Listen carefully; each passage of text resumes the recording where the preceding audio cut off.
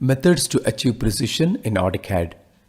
In this tutorial, you will learn from point and point filters options in the OSnap menu.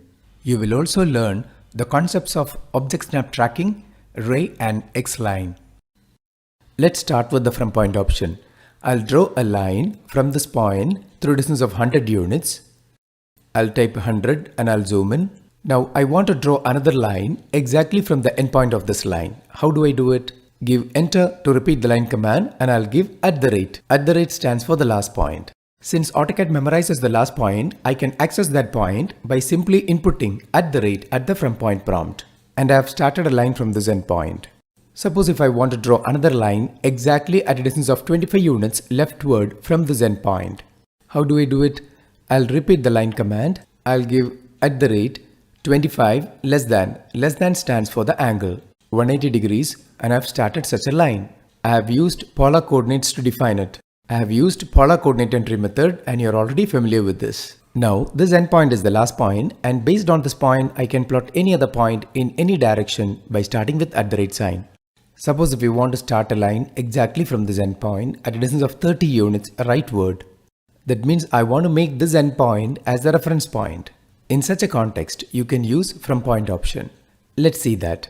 I'll give line command and I'll shift right click to access the OSnap menu and I'll click on from point option. When you use from point, it'll ask you for a base point, which is nothing but a reference point. So I'll use this endpoint as a reference point. Now it is asking for the offset, which is the distance from the base point. And that distance can be defined either by using relative or polar coordinate entry methods. So I'll give @30 less than 0 because I want to move 30 units in the rightward direction in polar coordinate method. Just give an enter. Now I have started a line exactly from this point. Hence, from point can be used to make any existing point on the screen a base point or a reference point based on which you can plot another point at a specific distance using relative or polar coordinates. You can also input distance in absolute values. Let me show you an example. I'll draw a line from this point and I'll turn the ortho mode on and I'll give a length of 120 units. Next, I want to draw a line at a distance of 45 units from this endpoint and I want to give the distance in absolute values. Before drawing the line, you can bring the origin to this particular point. For that, I'll just click on this icon. It is called World Coordinate System icon. It is the default coordinate setup. Just click on the origin point and turn the ortho mode off. And I'll bring the origin to this particular endpoint. Just click there. And I can give the values in absolute coordinates. So just click on line. When I'm asked to give the first point, I'll give 45,0. Hence, I have started a line from the required location. You can also align the coordinate setup on an inclined plane. For example, I'll draw a line from this endpoint to this endpoint. It's an inclined line. Now I would like to draw a circle at a distance of 25 units from this endpoint along this line. In that case, I'll click on the usage icon and bring the origin to this point. Click on the x-axis and click on this endpoint to align the coordinate setup with this inclined line. I'll select circle command, center radius option. When I'm asked to specify the center point, I'll give 25,0. This circle is at a distance of 25 units from this endpoint. Hence, you have created a coordinate setup to suit your requirement. Such a coordinate setup is called User Coordinate System or UCS. Next, we will see mid between 2 points option in the OSnap menu. I'll draw a rectangle using the rectangle command and I'll take a copy of it using the copy command. I'll select the object and specify the base point and the second point. Suppose I want to construct a circle exactly at the midpoint of the line connecting these two endpoints. In this case, you can use the mid between 2 points option. When I'm asked to specify the center point of the circle, I'll choose mid between points and this endpoint as the first point of mid and this endpoint as the second point of mid. Hence, I have defined the center of the circle. Next, we will see the concept of point filters in the OSnap menu. First of all, I'll define point filters. Point filter in AutoCAD is defined as a method to define a point by extracting X, Y, and Z coordinates from existing points. I'll demonstrate it with an example. I'm going to create a rectangle using the line command. I'll click on line. I'll pick my first point here and my ortho mode is on. Second point, third point, and this is the fourth point. But if I simply make a pick to define the fourth point, it won't be accurate. You can make use of point filters in such a context. I'll turn the ortho off. You know that x coordinate of this point will be the same as x coordinate of end of this point. Similarly, y coordinate of this point will be the same as y coordinate of end of this. You can communicate this information to the software using point filters. So I'll shift right click and go to point filters and I'll select .x. .x stands for x coordinate of. Now it's waiting for a point input. I'll choose this endpoint. Now the x coordinate is extracted from that endpoint. Next, it is asking for y and z coordinates. Again, I'll shift right click, go to point filters and I'll choose .y of, means y coordinate of this endpoint. X and y is defined. Now it is asking for z because line is a three-dimensional object. In point filters, the last coordinate can be defined by inputting a numeric value. For z, I'll give 0 because I'm working on the xy plane. So this point is precisely defined. I'll click on close to complete the rectangle. Next, I would like to construct a circle right at the geometrical center of this rectangle. So I'll click on circle command, choose center radius method. In order to define the center point, conventionally you construct two diagonals and find out the point of intersection. But if you know point filters, you don't have to do that. Instead, I'll shift right click and I'll go to point filters.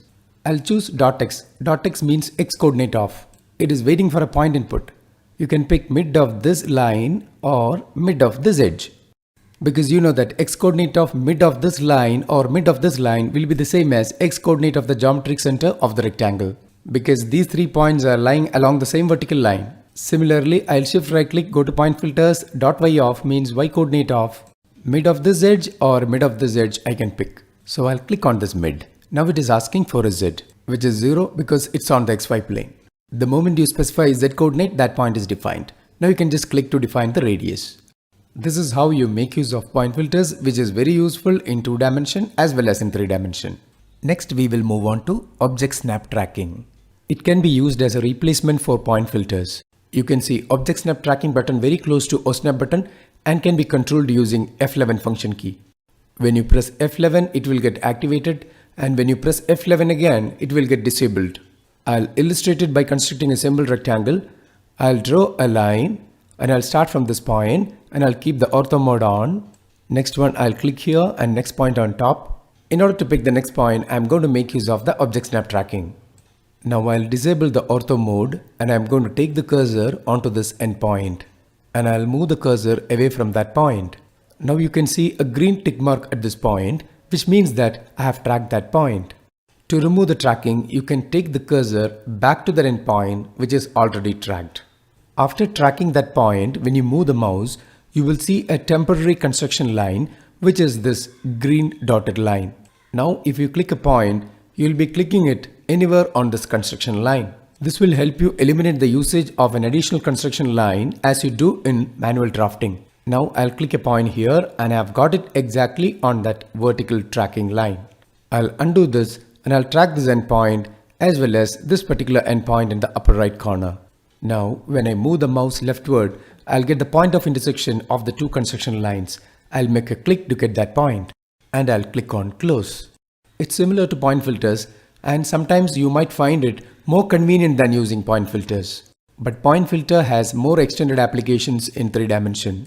Next, I'll construct a circle right at the geometric center of this rectangle and I'll try it using tracking.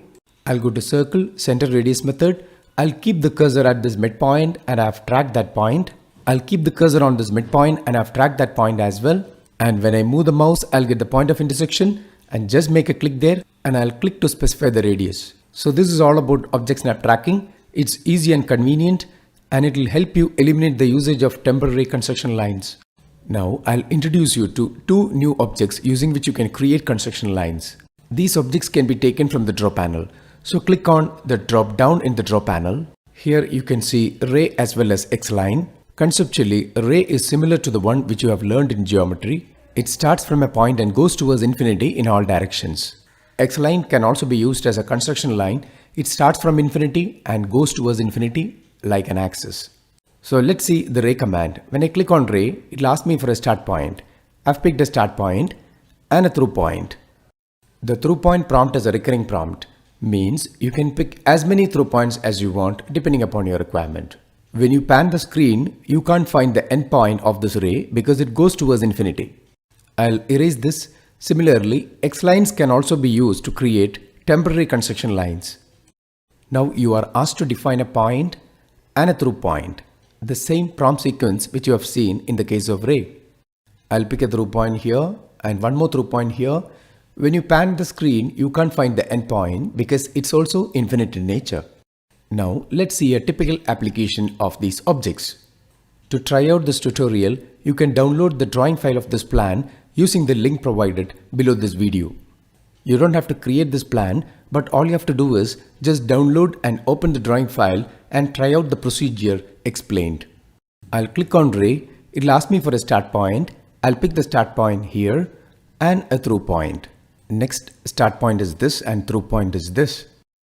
Then I'll give an enter to repeat the ray command, start point and through point. Again enter, start point and through point. And I'll repeat, these are all just projection lines. Now I'll create a line to indicate the ground level. So I'll click on X line command. I'll shift right click and choose nearest from the OSnap menu to get a closest point. Now it'll ask you for a through point. I'll pick a point rightward. Since my ortho mode is on, the created X line will be perfectly horizontal. Now I'll copy this X line.